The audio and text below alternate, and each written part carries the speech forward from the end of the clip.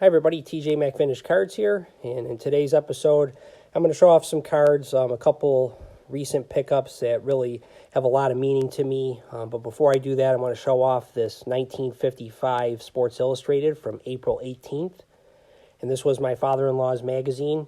I did show it off in a video last year early on in my channel, and this magazine he pretty much bought back in 1955 and stored away because Al Rosen was his favorite player. My father-in-law was born in the 1930s, and he would have been a teenager at this time. And again, Rosen was just somebody he looked up to as an Indians fan.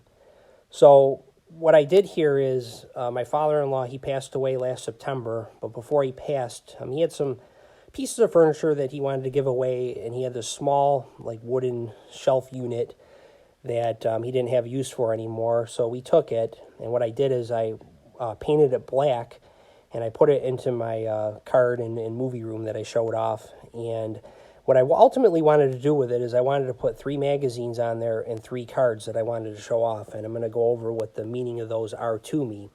But I want to first start with this 55 Sports Illustrated because Al Rosen obviously was my father-in-law's favorite player. So I wanted to get a card of him to connect, with this magazine so I could display it. So it took me quite a while to find one. I talked to Scott at Reindeer Studios through through messages from videos, and I believe he liked the 51 and the 53 Bowman, and then there's also the Red Heart issue, which is a beautiful one as well. But I ultimately went with the 51 Bowman, and you can see it right here. And the reason why I did, I'm going to show it from far away for a second, is just I like how it goes with the cover pretty well. You can see the full body image of Al Rosen on the cover there at bat. He's got the Cleveland emblem on his sleeve there, and you can also see it on the 51 Bowman card. He's got the, the bat in his hand there, and the crowd in the background just like on the magazine on the card, so they both are represented in the image here. What's cool about the magazine, too, that I never noticed before is that he is batting against an Indians player who's playing catcher, so it must be an intra-squad game that they're playing because you got 2 Indians in the image here, one playing catcher and then Al Rosen batting. So I just think it's a really nice card that complements the magazine well. And this one here, I'll take a little closer look at the card here. So you can see it's just a beautiful example with the white borders, and it's actually a little bit rough cut here, it looks like, which I think is kind of cool. It gives it that pack fresh feel and that vintage feel as well. Just a nice clear image here on the card, and one that I was real happy to find. Took me a long time to find one. And then here's the back here. Whoop. Nice clean back on it. And then in the front, it has his nickname, Flip. So I'm going to tell you a little bit about Rosen, just to give you some background, in case you don't know a lot about him. He grew up in a real rough neighborhood, and I read that his family was the only Jewish family in the neighborhood. He learned to fight at a young age, and he had this will to succeed. He had terrible asthma as a kid, a lot of breathing issues, and wasn't viewed as very athletic. But he grew up to be quite a large person, and grew up to be also quite athletic.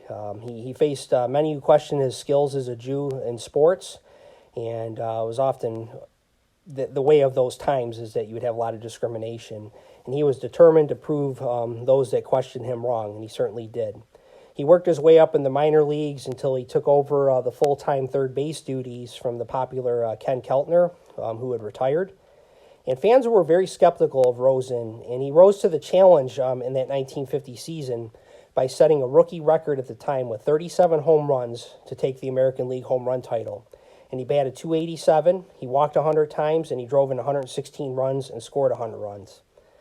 And in 1953, that was Rosen's best year, and it's one of the best seasons by a third baseman all time. He had a .336 batting average. He barely missed out on the Triple Crown that year. On his last at-bat of the season, it looked like he had apparently beaten out a ball hit to third base that would have given him the Triple Crown, but umpire Hank Soar felt otherwise and called Rosen out. After the game, Soar was questioned about the call, and he said he missed the bag. And Rosen agreed he would have been safe had he not missed the bag. So Mickey Vernon ended up winning the batting title with .337 average, but Rosen led the league with 45 home runs, and he also drove in a league-leading 145 runs. So he settled with those 2 titles, but fell just short of the Triple Crown. He was also the unanimous American League MVP that year, and he was the first such unanimous MVP since his idol Hank Greenberg won it in 1935. So Al Rosen was one of these guys. He didn't have a real long career. He played only until 1956. He had 500 RBI seasons, 5 straight 100 RBI seasons, made multiple All-Star games, but he just got too many injuries, and he retired in 1956 at just the age of 32. So I would say for a fairly brief period of time, a few-year period, he was the best third baseman in baseball, along with Eddie Matthews in that era.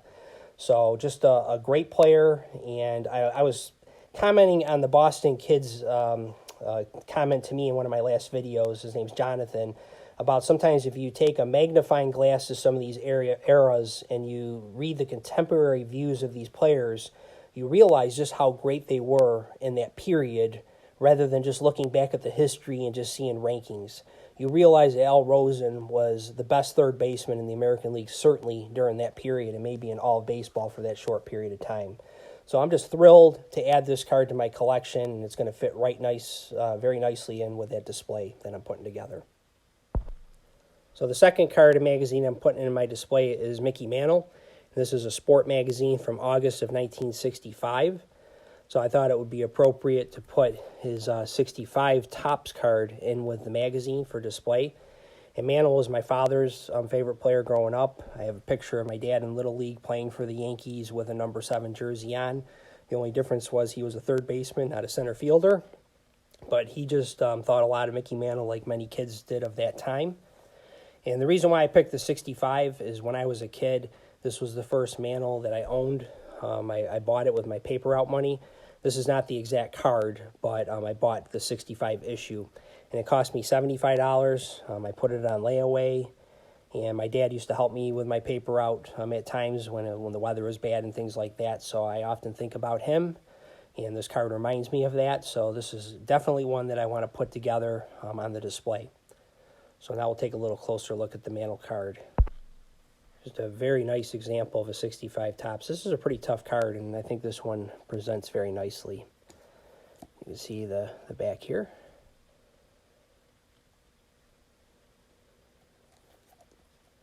So that's going to be the second card of magazine in the display. Do a shout out here to Tony, Psyched on Baseball, showing off this Reggie Jackson cover from 1975 Sport Magazine. And Reggie was my favorite player growing up. Now, I don't have a Reggie and a Yankees uniform on the magazine, so I will replace this at some point in my display. But Reggie was my favorite player growing up, so I'm going to use this 75 Topps with the magazine cover to display for my example of my favorite player.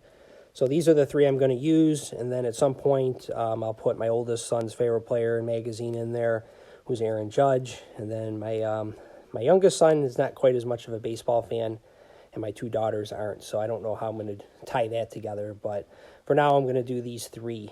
And then eventually when I get a Yankees cover magazine, I'll replace the Reggie with a Yankees card. I already have the Reggie Yankee cards, but I need a magazine.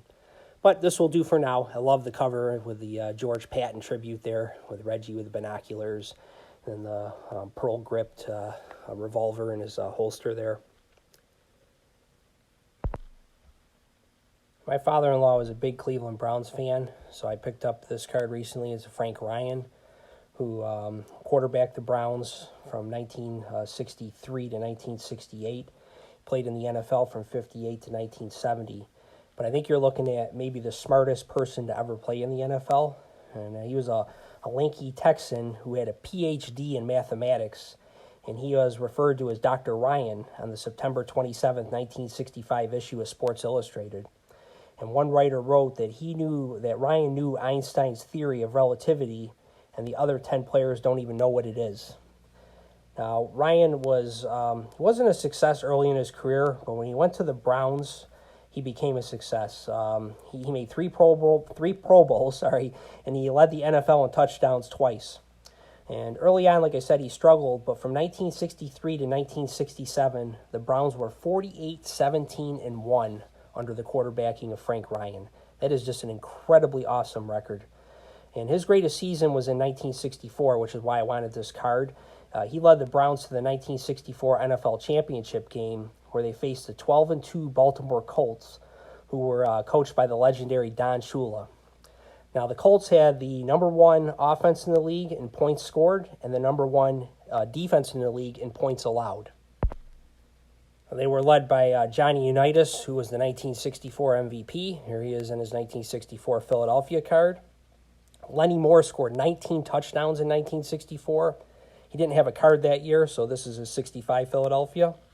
And then you had the great receiver Raymond Berry, who also was one of the key pass catchers on that Colts team at that time. So they went into this game 12-point favorites over the Cleveland Browns.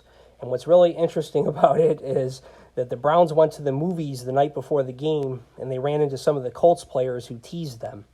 And the city of Baltimore was so confident in their Colts that the team marching band went to the Browns hotel and started playing taps. They were making fun of the Browns.